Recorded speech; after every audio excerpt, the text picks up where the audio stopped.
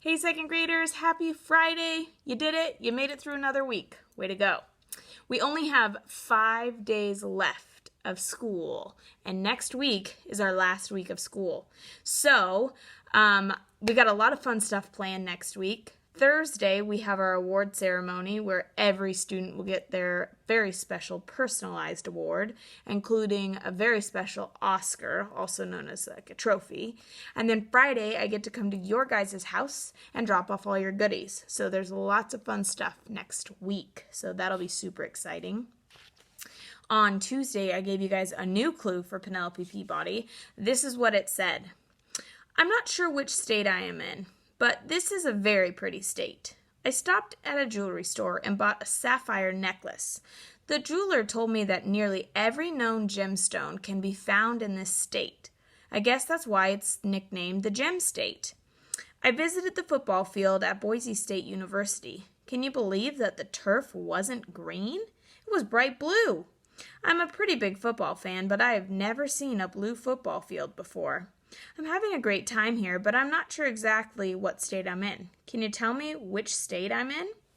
All right, Penelope, you are in Idaho. Idaho is also on the west coast, which you guys did lots of mapping activities this week. So if I look at my compass rose, west is this way. So Idaho is right over here. It actually borders Washington, and Oregon and Montana, and it also borders Canada just a tiny bit.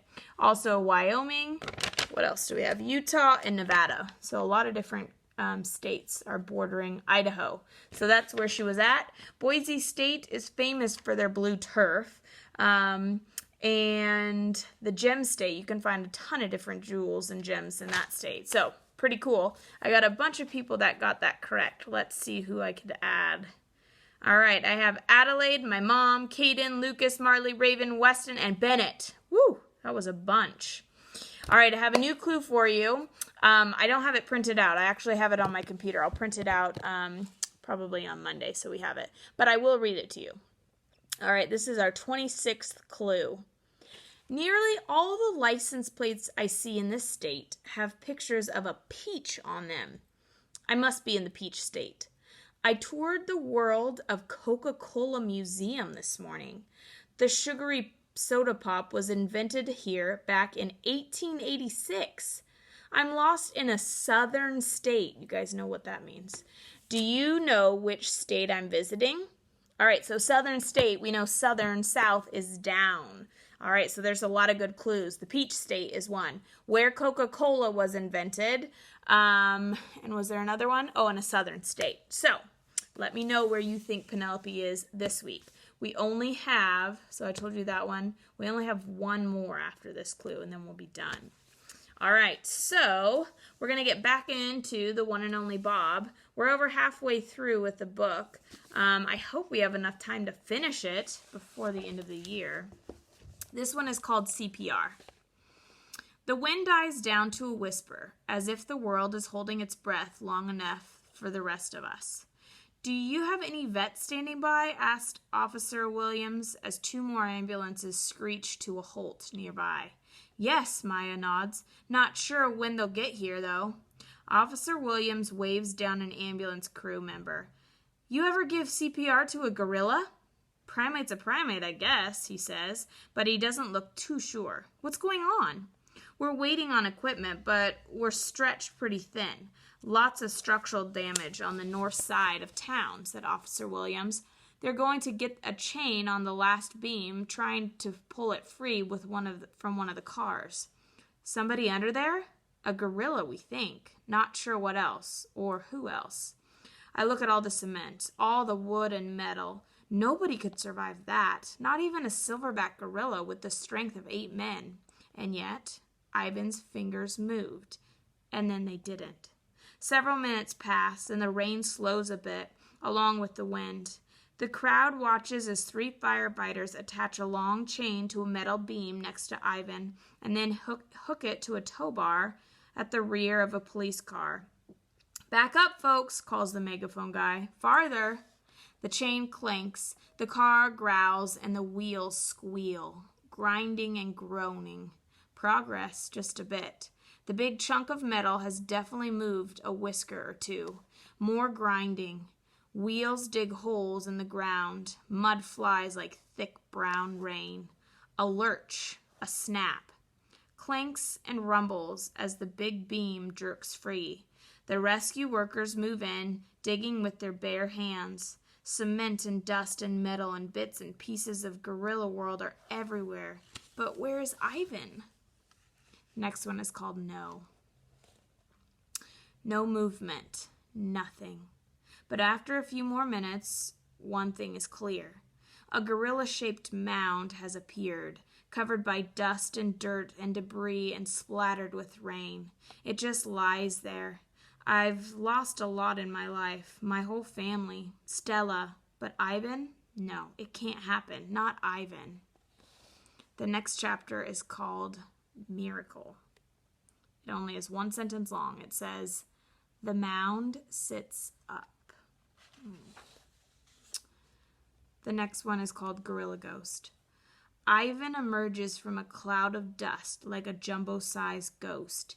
He blinks several times, coughs, shakes, stretches a little bit. He's holding a banana, which he proceeds to eat. Everyone, and I do mean everyone, cheers. All right, so it sounds like Ivan made it through the tornado. And let's see what else happens. Wolf on the run. I scramble over to Ivan, and he gives me a look that says, "You're the best, Bob." "I thought you were a goner," I say, licking some banana goo off his chin. "Me too." Ivan seems a little dazed. His eyelashes are white with dust. What happened anyway? Tornado. Is Ruby okay? Kenyani, Julia, George? Haven't seen Julia or George yet. Kenyani's over there carrying on. A paramedic holding the box of medical equipment approaches us nervously. "I've got this," calls a woman I recognize as one of the park veterinarians. The paramedic looks happy to step aside. The vet gently but firmly pushes me out of the way. "I'll be back," I tell Ivan. I run to Kenyani. "He's good, totally good." The look of joy in her eyes makes me want to give her an affectionate nose nudge. Almost. And there I join Ruby and Maya. "I was so scared, Bob," Ruby whispers. "Me too," I admit. "Me too. But he's fine, I promise." We watch a pair of otters dart past, chased by a guy with a net. One of the firefighters who'd been clearing debris yells, "We're clear here. No sign of other victims." Sarah closes her eyes and I can smell her relieved tears.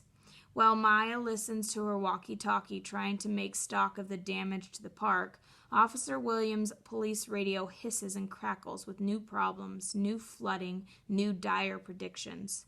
"Copy that," she says on her radio. Even with the chaos and noise, I'm close enough to the radio to catch the tiny sound of frantic barking.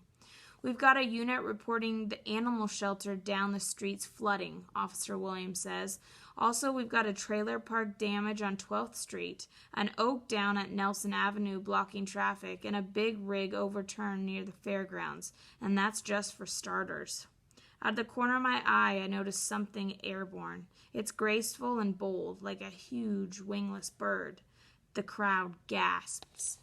It's Kimu. He lands on the hood of Officer Williams' squad car. His eyes are glazed, his coat wet and shimmering. "We've got a 1091 here," Officer William whispers into the receiver. "Confirmed. Seems there's a wolf on top of my vehicle." Slowly, she reaches for her pistol on her hip. "Please advise." Uh-oh.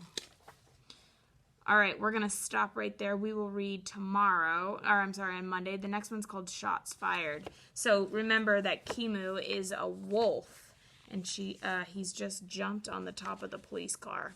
So we will find out on Monday what happens in The One and Only Bob. At least we know that Bob is safe, that Stella is safe, and really importantly, Ivan's safe. So that's great news. I hope you guys have a great weekend. I will see you back here on Monday for our last Monday of second grade. Have a good weekend. Bye, guys.